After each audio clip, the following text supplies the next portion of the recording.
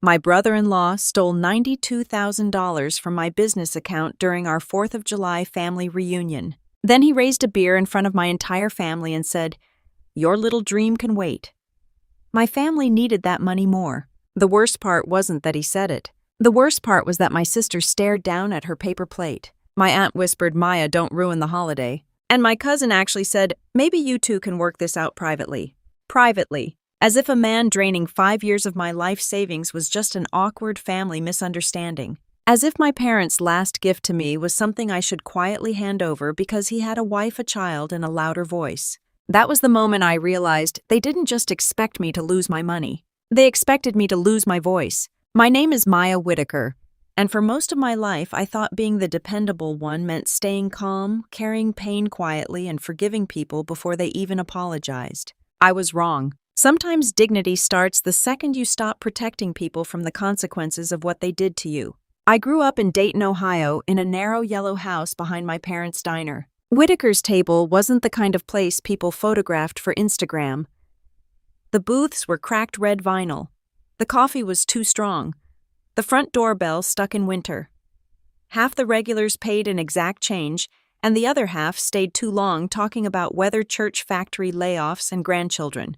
But to my parents, that diner was sacred. My father, Earl, worked the grill like he was born with a spatula in his hand. He knew who wanted their eggs runny, who needed decaf even though they pretended they didn't, and which customers were too proud to admit they were short on money. My mother, Joanne, ran the register baked pies before sunrise and believed feeding people was one of the few honest forms of love left in the world. I was the oldest daughter, which meant I became responsible before I understood the word. I wiped tables after school. I balanced receipt books when Mom's arthritis got bad. I learned how to smile at customers even when my feet hurt. I learned how to stretch $1 until it felt like $3. My younger sister Bethany hated every second of it. She hated the smell of fryer oil. She hated the way our clothes always carried coffee and onions. She hated that Mom made us greet customers by name. Maya was born 45, Bethany used to say. I'm the only teenager in this family who acts normal. She wasn't lazy exactly. She just wanted life to feel easier than ours did. She wanted nicer clothes, cleaner carpets, bigger houses, men who opened doors, vacations that didn't involve visiting relatives, and money that arrived without grease burns or late-night inventory. I used to envy how boldly she wanted things. Then Grant Holloway came along. Bethany met him at a summer street festival when she was 23. He was handsome in that polished, dangerous way some men are before you learn the shine is mostly oil. Expensive watch, perfect teeth, boots too clean for a man who claimed to be in construction. He talked fast, laughed loud, and made every sentence sound like he was one good decision away from becoming a millionaire. He said he flipped properties. He said he understood wealth. He said people like my parents worked hard because nobody ever taught them how to work smart. My father heard that and never liked him again. One night after Grant left the diner without tipping, Dad stood behind the counter staring at the door. "That boy looks at people like price tags," he said. Mom told him not to judge. I wish she had listened to him instead. Bethany married Grant 7 months later. At their wedding, he gave a toast about building an empire. He called Bethany the woman who believed in me before the world did. Everyone clapped. Bethany cried. I tried to be happy for her. But my father leaned toward me and murmured, "Remember this baby girl." Men who brag about empires usually need someone else to pay for the bricks. 2 years later, Dad died of a heart attack in the diner kitchen. He collapsed between the grill and the prep table during the breakfast rush. The last thing he did was tell a waitress to refill Mr. Donnelly's coffee. That detail broke my mother. She lasted 19 months without him. Cancer took her slowly, cruelly, in a way that made the house feel smaller every week. Near the end, she held my hand and said, "Don't let grief make you forget what you're worth." I promised her I wouldn't. But promises are easier beside a hospital bed than they are in a room full of family telling you to calm down. After Mom died, Bethany and I sat in a lawyer's office with stale coffee gray carpet and a silence neither of us knew how to fill. The estate wasn't huge. People hear inheritance and imagine wealth. My parents left behind the yellow house, the closed diner building, Dad's old pickup, and a life insurance payout that felt enormous only because we had spent our whole lives counting coupons. Bethany and I split everything evenly. I used my share to build a dream I had carried for years. I was an occupational therapist, and I wanted to open a sensory therapy center for children with developmental delays, autism, anxiety, trauma, and families who had been told to wait 6 months by every overcrowded clinic in town. I wanted soft lights, patient staff, affordable sessions, a calm room for overwhelmed kids, a place where parents didn't have to apologize because their child cried too loudly. I called it the Lantern Room because some families don't need judgment, they need light. Grant thought the name was adorable. That was the word he used. Adorable, like it was a child's lemonade stand. At my mother's memorial dinner, while everyone else was still wiping their eyes, Grant pulled me aside near the church basement coffee urn and asked, "So how much did the life insurance come to?" I stared at him. He smiled like he had asked what time it was. "Relax, Maya. I'm just making sure you don't waste it on feelings." That should have been the moment I cut him off. Instead, I told myself he was awkward with grief. That's what loyal people do when they aren't ready to admit someone is dangerous. We rename disrespect as awkwardness. We rename greed as ambition. We rename control as concern. Grant used Bethany's half of the inheritance for his business, Holloway Property Solutions. Every few months he had a new plan: a duplex in Columbus, a lakeside rental in Indiana, a foreclosed motel near the Kentucky border, a boutique short-term stay experience that sounded expensive even before he explained it. He spoke with such confidence that relatives nodded along. Nobody asked for proof. Nobody asked why every new opportunity required more money before the last one had made any. Bethany changed during those years. Not all at once. That would have been easier to notice. She just became quieter. She stopped interrupting people, stopped laughing with her whole body, stopped buying bright lipstick, started checking Grant's face before answering simple questions. "Do you want coffee? Look at Grant. Are you coming for Thanksgiving? Look at Grant. How is Maddie doing in school? Look at Grant." Maddie was their daughter, 9 years old, all freckles, elbows, and questions. She had my mother's soft brown eyes and my father's stubborn chin. I loved that little girl more than I knew how to say. When I told her about the Lantern Room, she asked if she could paint stars on the wall. "Purple stars," she said. "Not yellow. Everybody does yellow." "You can paint a whole galaxy," I told her. That promise kept me going. For 5 years, I worked until my body forgot what rest felt like. I treated patients during the day, filled out insurance notes at night, worked weekend shifts at a rehab center, and saved every dollar I could. I drove a car with no working heater. I learned which grocery stores marked down chicken on Tuesdays. I turned down weddings, trips, dinners, and new clothes.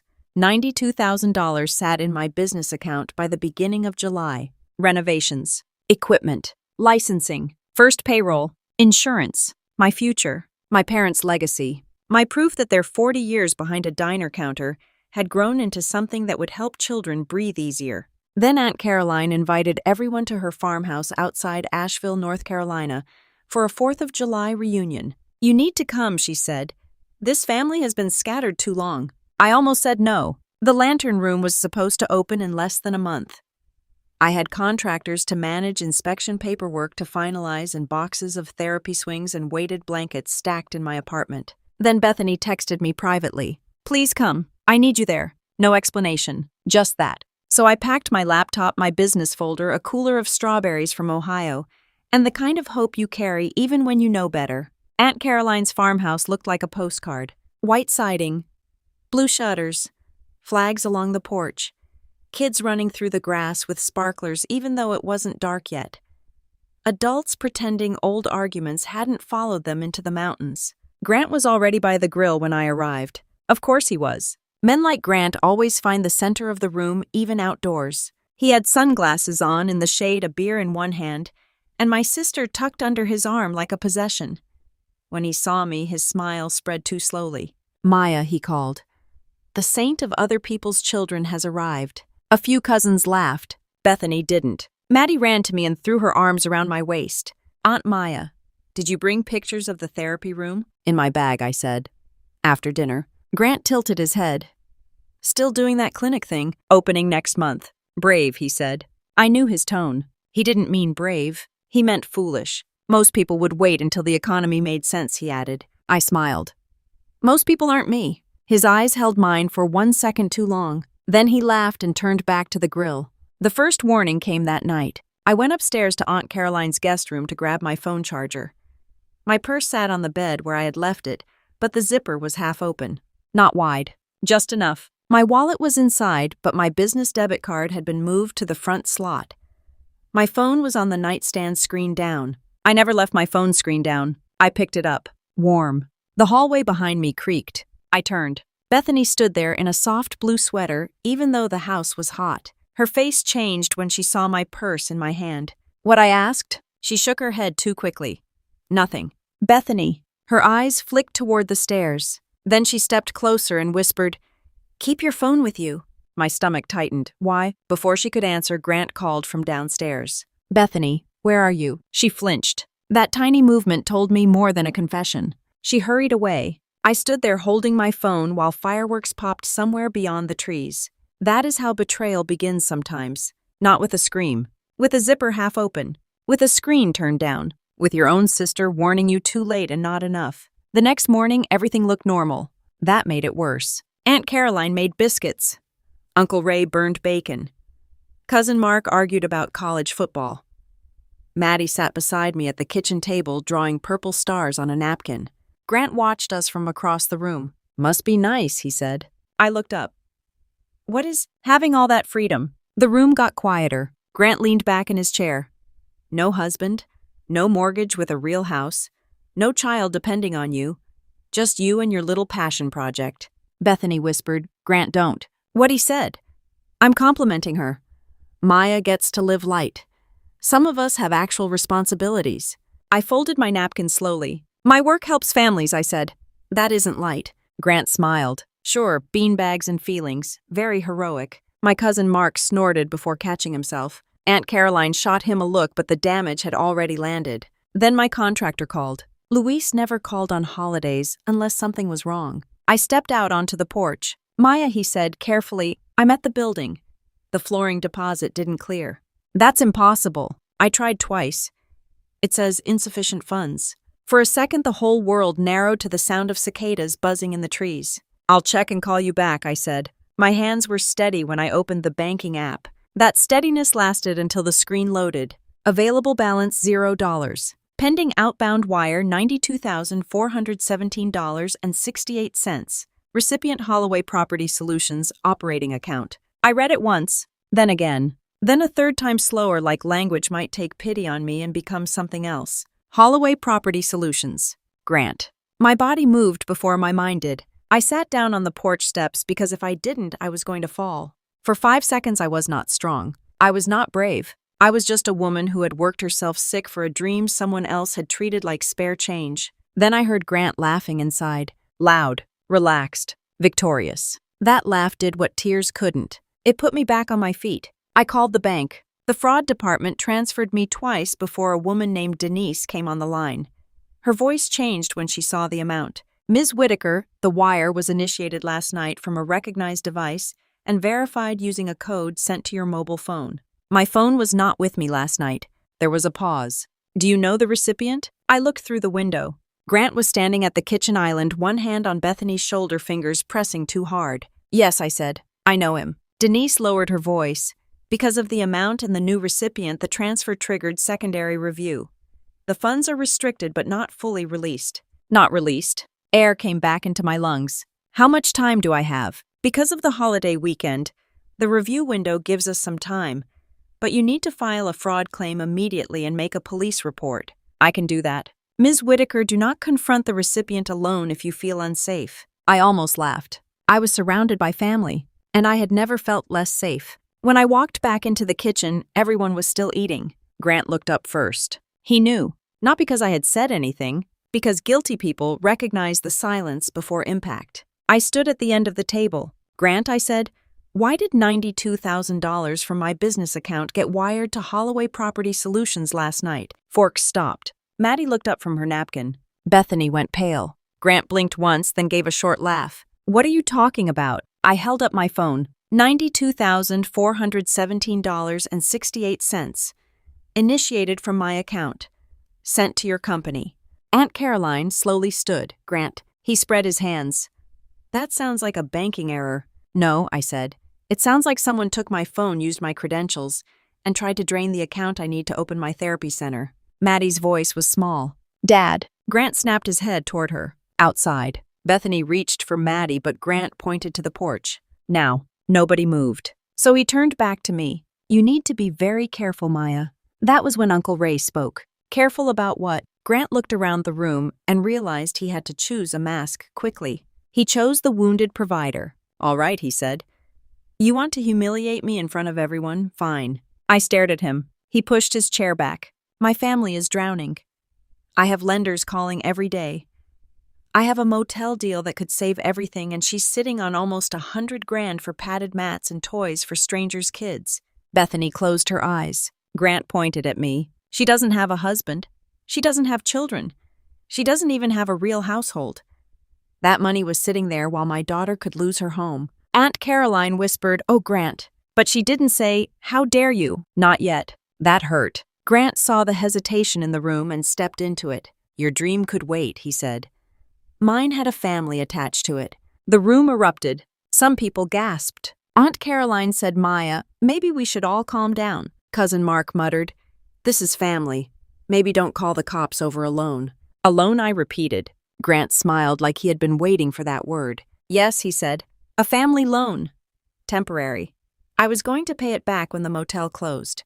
You stole it. I redirected it. You stole it. His smile vanished. Don't act superior.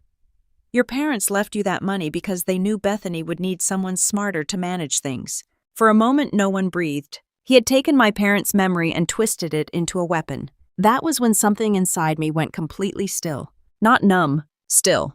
There is a difference. Numbness is shock. Stillness is decision. Grant slid a napkin across the table with a pen on top. Write that it was a family loan, he said.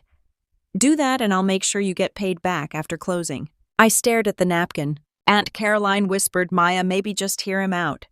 He does have Maddie to think about. That hurt more than Grant's theft. Because thieves are supposed to steal. Family is supposed to know when you're bleeding. I looked at Bethany. Did you know? Her mouth opened. Grant snapped, don't. Just one word. But it carried years. Bethany shut her mouth. I nodded slowly. All right. Grant's smile returned. He thought he had won. I picked up the pen. He leaned back triumphant. Then I wrote 2 words on the napkin. Fraud report. I pushed it back to him. His smile dropped. I'm going upstairs to get my folder, I said. Grant stood so fast his chair scraped the floor. You're not calling anyone. Uncle Ray stepped between us. Sit down, Grant. Grant laughed in his face. She's being dramatic. I looked at him over my uncle's shoulder. No, I said. I'm being documented. That was the first time Grant looked afraid. Upstairs, my hands finally started shaking. I locked the bedroom door and leaned against it. I wanted to scream. I wanted to throw my phone through the window. I wanted my mother. I wanted my father's voice telling me, start with what you know, baby girl. Then follow the receipt. So I followed the receipt. I called Ruth, my bookkeeper. Ruth was 61, wore cat-eye glasses, and had handled accounts for half the small businesses in Dayton.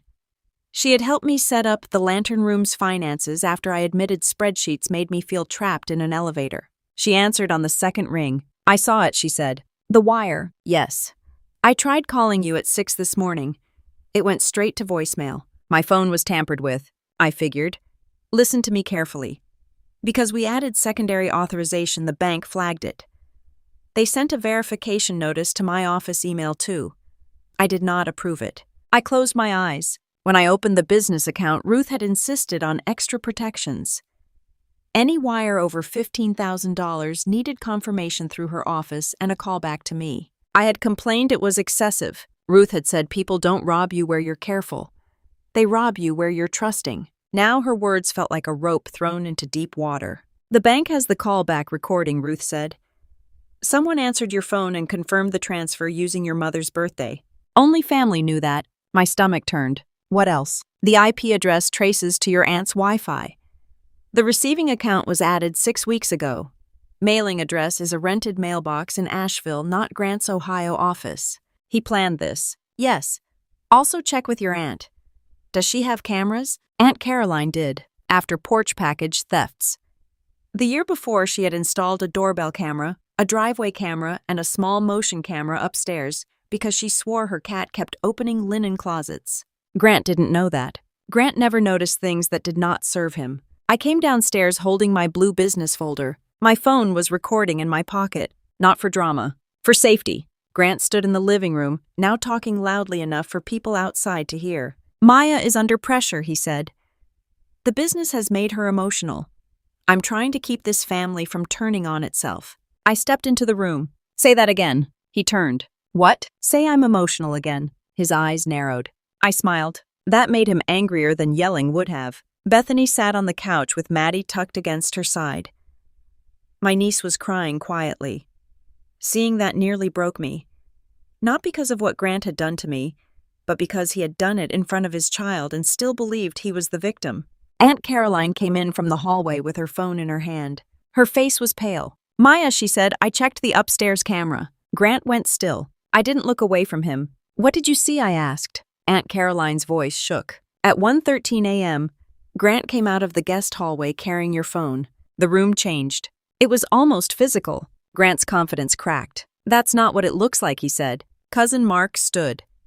Then what does it look like? Grant pointed at me. She's setting me up. With my own stolen phone, I asked. He looked at Bethany. There it was again. His emergency exit. Tell them, he said. Bethany froze. Grant's voice lowered. Tell them Maya agreed to help us. I turned to my sister. Bethany. She started crying before she spoke. I thought he was only checking something, she whispered. My chest tightened. What did you do? Grant snapped Bethany. This time she didn't stop. He asked me where your phone was, she said. I told him. He said his was dead, and he needed to send a code for his lender. I knew something was wrong, Maya. I knew it. But he was so angry and he kept saying if the motel deal fell apart, Maddie and I would lose everything. I felt the room tilt again. You gave him my phone. Bethany covered her mouth. I didn't know he was taking all of it. That wasn't my question. Her face crumpled. Yes, she whispered. I gave him your phone. Maddie began sobbing harder. Grant exploded. You weak, ungrateful. Enough, Uncle Ray barked. But Bethany wasn't done. He told me if I did not help, he'd tell the court I was unstable if I ever tried to leave. He said he'd take Maddie. He said Maya always thought she was better than me anyway, so why should she get to sit on money while we suffered? I looked at her. So you offered him my life's work as a peace offering. She broke then. Because there was no soft answer to that. Before anyone could speak, my phone rang. The caller ID showed the bank. I answered and put it on speaker. This is Maya Whitaker. Denise's voice filled the room. Ms. Whitaker. This is Denise from Fraud Prevention. We've frozen the wire transfer pending investigation. No funds will be released to Holloway Property Solutions at this time. Grant's face drained. Denise continued. We also have reason to believe the recipient account was created using false business projections and may be connected to other disputed transactions. We recommend you provide all evidence to law enforcement immediately. I looked at Grant. He was no longer smirking. Thank you, I said. At that exact moment, a car door slammed outside. Then another. Through the front window, we saw a sheriff's cruiser in the driveway. Grant whispered, You called the police? No, I said. I filed a fraud report. Deputy Alvarez entered with another officer behind her. She was broad-shouldered, calm, and carried the kind of presence that made shouting feel foolish. Ms. Whitaker, that's me. Grant lifted both hands. This is a family dispute. Deputy Alvarez looked at him. $92,000 is not a family dispute. For the first time all weekend, nobody defended him. I gave her the fraud report number, Aunt Caroline's camera footage, the bank details, and the recording from my phone. Grant tried to interrupt 3 times. Each time, Deputy Alvarez told him to stop talking. Finally, she asked Bethany if she wanted to make a statement. Grant turned to my sister with a look so cold, I felt it from across the room. Careful, he said. 1 word. The same word. But this time Bethany stood up. Her hands shook. Her voice shook, but she stood. I'm done being careful for you. Grant stared at her like he didn't recognize the woman he had spent years shrinking. Bethany wiped her face. I gave him the phone because I was scared. But I'm telling the truth now. He planned it. He said Maya would never fight us because she loves Maddie too much. He said by the time she found out the money would be tied up in the motel deal, and everyone would tell her not to ruin the family. There it was. The whole ugly plan. Out loud. Grant's mask fell completely. You stupid woman, he hissed. Deputy Alvarez stepped between them. Sir, turn around. Grant stumbled back. No. No, this is insane.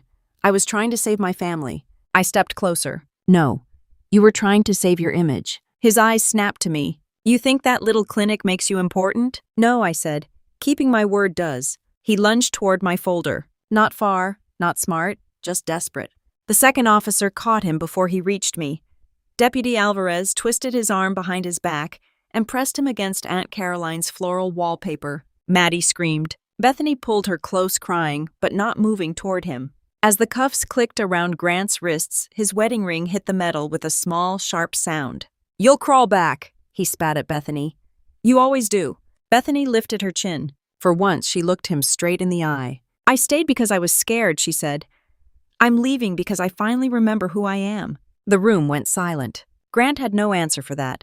As they took him toward the door, he shouted my name like an accusation. Maya.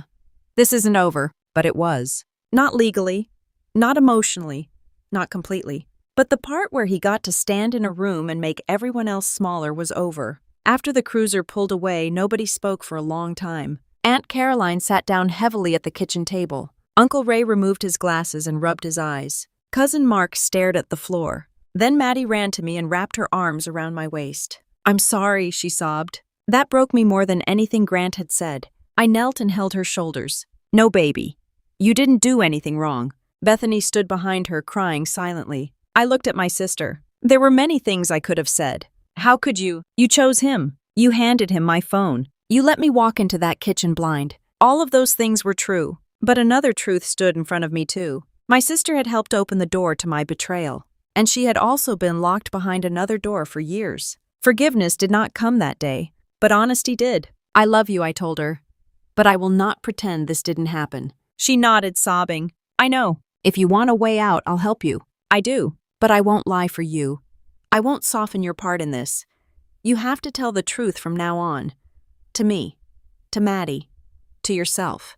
I will. And you are not going back to him. Bethany looked at her daughter. No, she said. I'm not. That night, nobody celebrated. The burgers went cold. The pie sat untouched. The paper flags along the porch railings snapped in the warm mountain wind like the house itself didn't know whether to mourn or exhale. Aunt Caroline made tea because women in our family make tea when life catches fire. I sat on the couch with Maddie asleep against my side. Her small hand held my sleeve all night. I kept thinking about how close Grant had come to stealing more than money. He had almost stolen my dream. He had almost stolen Bethany's last chance to speak. He had almost stolen Maddie's idea of what love looks like. 2 days later, the second wave hit. Grant's brother posted on Facebook. Some people will destroy a father over a misunderstanding instead of helping family during a hard time. He didn't name me. He didn't have to. By lunchtime, cousins were liking it. A former aunt by marriage commented, praying for healing. Money should never come between family. Money. As if money had walked upstairs and taken my phone. As if money had threatened my sister. As if money had forged a transfer at 1:26 in the morning. My hands shook when I saw the post. Ruth, my bookkeeper, called right as I was about to type something I would have regretted. Don't wrestle pigs in public, she said. I didn't even say hello. You were thinking loudly, so I said nothing. Not online, not in comments, not in private messages from people who suddenly wanted my side. I let the truth do what truth does best when you have receipts. Slowly then, all at once. A week later, the police report became impossible to ignore. Then the fraud documentation. Then Bethany's statement. Then 2 former investors came forward saying Grant had taken deposits for renovations he never completed. The same cousins who had liked the Facebook post started texting me. I had no idea. That's awful. We were misled. Hope you're okay. I left most of them on red. Not because I was bitter, because access to me was no longer automatic. Grant eventually took a plea deal after more victims came forward. A retired couple, a former client, a contractor he never paid. Bethany found credit cards in her name she had never opened and loan documents with signatures she didn't remember signing. His empire had been smoke mirrors and other people's fear. The bank released my funds back to my account in full, every dollar. When I saw the balance restored, I sat on the floor of the Lantern Room's unfinished lobby and cried into my hands. Not pretty tears, not movie tears, the kind that come when your body finally understands it survived. Bethany and Maddie came home with me to Dayton. At first, Bethany called it temporary, just until things settle. But we both knew settling would take more than a weekend. They slept in my spare room between boxes of therapy toys, weighted blankets, and wall decals shaped like clouds. Bethany got quiet again, but this quiet was different. It was not fear. It was shame. One night while Maddie slept, Bethany stood in my kitchen and said, "Do you hate me?" The question had been waiting between us since the farmhouse. I took my time answering. The old me would say no just to make you feel better. She flinched. "I don't hate you," I said. "But I don't trust you yet." She nodded, tears running down her face. "That's fair. You hurt me. I know. You didn't steal the money. But you helped him reach it. I know. And if I forgive you someday, it won't be because you cried. It'll be because you change." She wiped her face. "I want to. Then start with the truth." She did. Slowly. Painfully. She filed a report about Grant's threats. She opened her own bank account. She found a therapist. She got a job at a dental office 3 bus rides away because she wanted money with her name on it and no one else's permission attached. The first time her paycheck hit, she sent me a screenshot. Mine.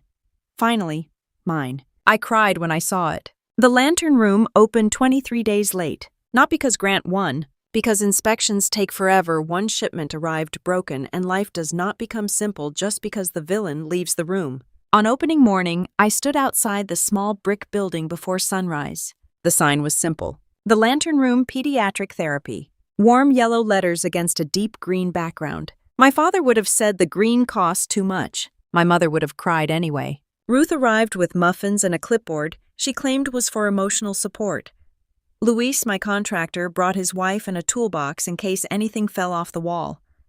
Aunt Caroline came wearing red lipstick and carrying flowers. Bethany and Maddie arrived last.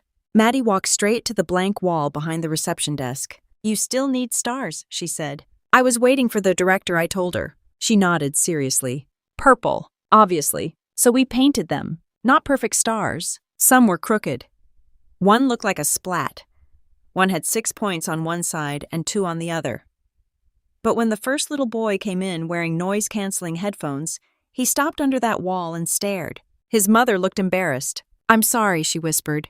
"New places are hard." I shook my head. "No apologies here." The boy reached up and touched the crooked purple star. Then he smiled. Just a little. That was enough. By the end of the day, my feet hurt so badly, I sat on the floor in my office with my back against a cabinet.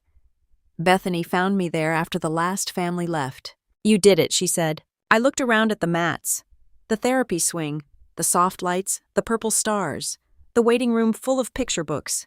"No," I said. "We protected it." Bethany sat beside me. For a while, neither of us spoke. Then she said, "I don't deserve to be here." I looked at her. "Maybe not because of the past," I said. "But you can earn a place in the future." She nodded. That was the difference between forgiveness and pretending. Pretending says it's fine when it is not. Forgiveness says the door is open, but you don't get to bring the same harm through it again. Months passed. Grant's name came up less. That was one of the greatest gifts. At first, he had been the center of every conversation, every document, every nightmare, every phone call.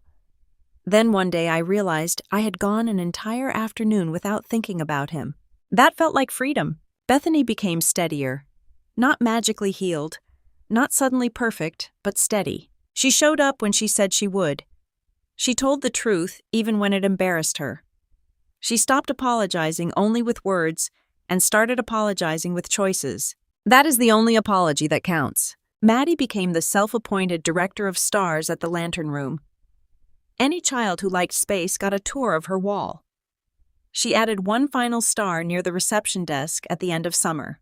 Under it, in tiny purple letters, she wrote, "Light stays." I kept it there, crooked letters and all. The last time I visited Aunt Caroline's farmhouse, it was almost empty. She had decided to sell it and move closer to town. Not because of what happened, she insisted, but because 6 acres was too much, and good doctors matter more than pretty trees.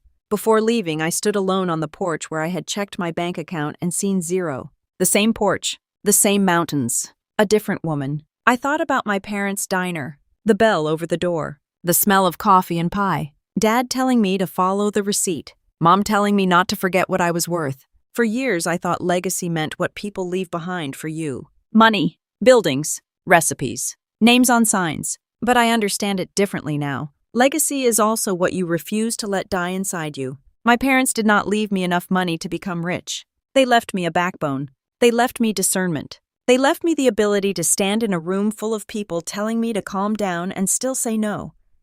This was wrong.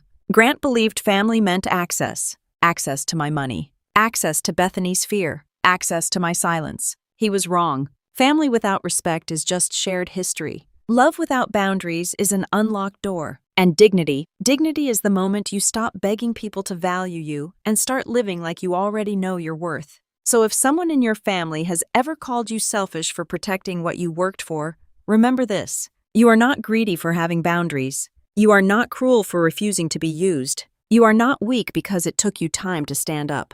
Sometimes the strongest people are the ones who loved deeply, got betrayed badly, and still chose to rise without becoming the thing that hurt them. And if this story reminded you of someone in your own family, tell me in the comments. Would you have forgiven Bethany after what she did? Or would you have walked away from all of them that day?